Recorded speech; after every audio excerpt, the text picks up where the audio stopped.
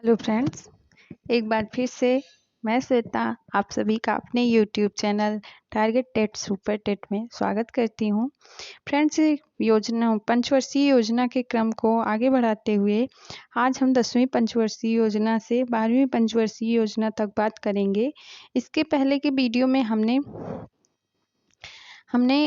ये 9वीं पंचवर्षीय योजना के बारे में बात कर लिया था। तो आइए स्टार्ट करते हैं। और अगर आपको मेरा ये वीडियो पसंद आए तो चैनल को सब्सक्राइब कीजिए और ज़्यादा से ज़्यादा मेरे वीडियो शेयर कीजिए।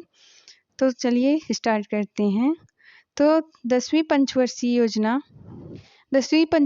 योजना कब से कब तक चली थी? 2002 से 2007 तक चली थी और इसका उद्देश्य था सामाजिक न्याय व समता के साथ आर्थिक विकास करना। क्या उद्देश्य था? सामाजिक न्याय व समता के साथ आर्थिक विकास करना।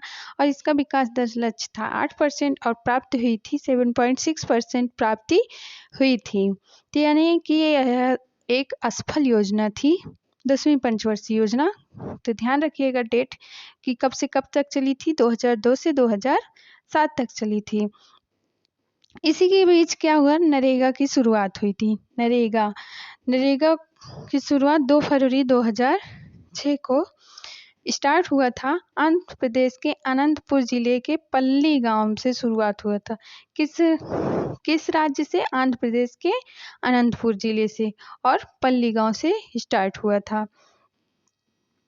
इसके आगे जो नरेगा था, नरेगा 2006 में शुरू हुआ, लेकिन नरेगा पूरे देश में कब लागू हुआ? 2008 में।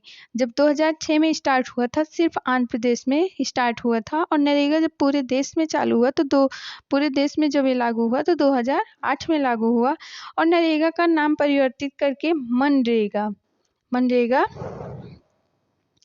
कब हुआ? 2 अक्टूबर 2009 से में ये क्या हुआ? नरेगा का नाम मनरेगा परिवर्तित कर दिया गया। और इसी के टाइम पे क्या हुआ? बैट यानी वैल्यू एडेड टैक्स, मूल्यवर्धित कर लागू हुआ। वैल्यू एडेड टैक्स लागू हुआ। यह एक अप्रत्यक्ष कर है।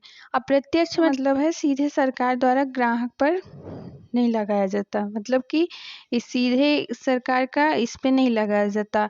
कि ये जैसे एक दुकानदार होता है तो जो दुकानदार से हम ये ग्राहक होता है, जब ग्राहक सामान लेता है कर तो हमसे वसूला जाता है, लेकिन ये क्या है? पहले दुकानदार लेता है, फिर उसके बाद जो होता है ये सरकार के पास जाता है। तो हम लोगों के ऊपर मतलब जो टैक्स पड़ता है वो क्या होता है? इनडायरेक्ट टैक्स यानी अप्रत्यक्ष कर। तो वैट भी तभी से लागू हुआ था, वैल्यू एडेड टैक्स। और प्रत्यक्ष कर क्या है? डायरेक्ट टैक्स क्या है?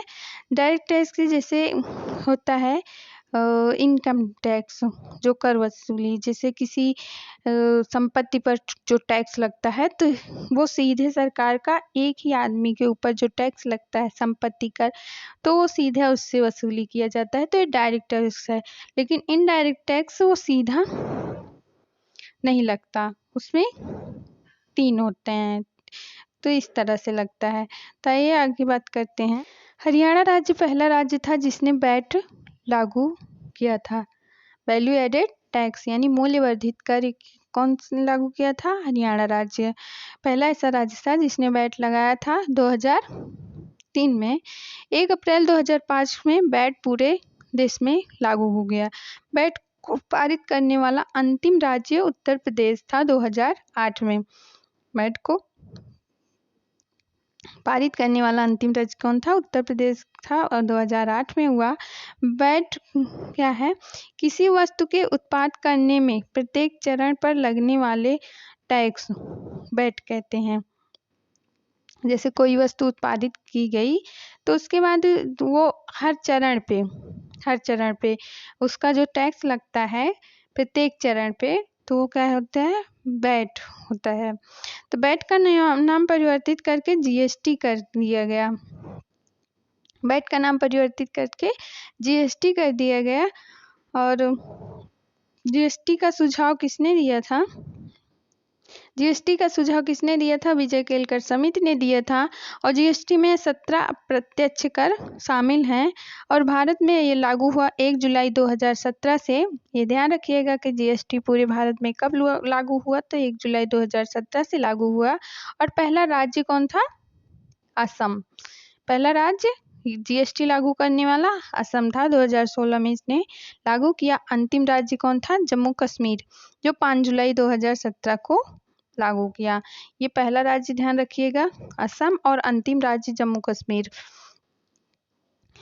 और जीएसटी के लिए 122वां संविधान संशोधन बिल लाया गया। 122वां संविधान संशोधन बिल लाया गया, परंतु 101वां संविधान संशोधन अधिनियम से पारित हुआ। तो जीएसटी के लिए कौन सा संविधान संशोधन अधिनियम हुआ? 101वां। और 2004 से 2014 तक प्रधानमंत्री मनमोहन सिंह थे। पूरे 10 साल थे मनमोहन सिंह जी। 2004 से 2014 तक। तो जीएसटी ये याद रखिएगा, जीएसटी कब है? 101वां संविधान संशोधन अधिनियम के द्वारा जीएसटी आया। बात करते हैं 11वीं पंचवर्षीय योजना के बारे में। तो 11वीं पंचवर्षीय योजना कब से कब थी? 2007 से 12 तक चली थी। इसका क्या था? इसका उद्देश्य क्या था?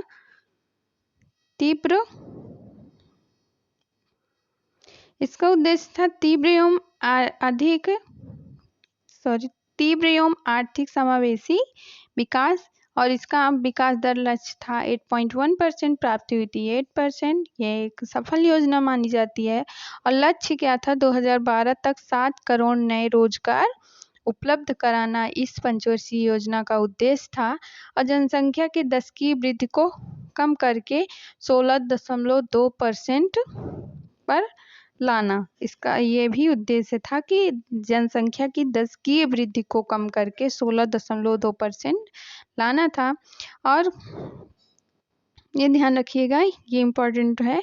तो 1921 को जनसंख्या महाविभाजक वर्ष कहते हैं। अगर पूछा जाए जनसंख्या महाविभाजक वर्ष कौन सा है, तो 1921 है। और जनसंख्या महाविस्फोट काल कौन सा है? 1951 से 1981 तक जनसंख्या महाविस्फोट काल है।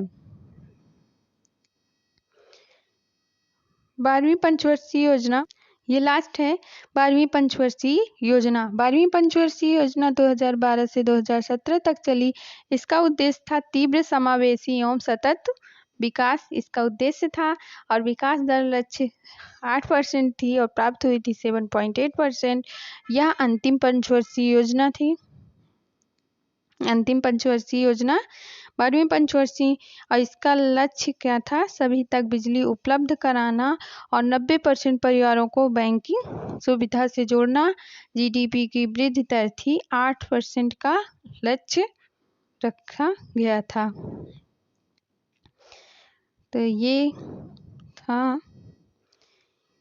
तो ये आज के इस वीडियो में हमने पंचवर्षीय योजना को ख़त्म कर दिया है। 12वीं पंचवर्षीय योजना तक हमने समाप्त कर दिया है। तो अब अगले वीडियो में हम किसी और टॉपिक पर बात करेंगे। अगर ये वीडियो हमारा पसंद आया हो तो चैनल को ज़्यादा से ज़्यादा शेयर करिएगा और सब्सक्राइब कीजिएगा। और हाँ, लाइक करना मत भूलिएगा। बस आप लोगों की सपोर्ट की ज़रूरत है, जिससे हमें और मोटिवेशन मिले, हम आपके लिए अच्छे से अच्छे वीडियो ला सकें। तो ठीक है, तो मिलते हैं अगले वीडियो में। तब तक के लिए बाय, टेक केयर, अपना ध्यान रखिएगा। बाय।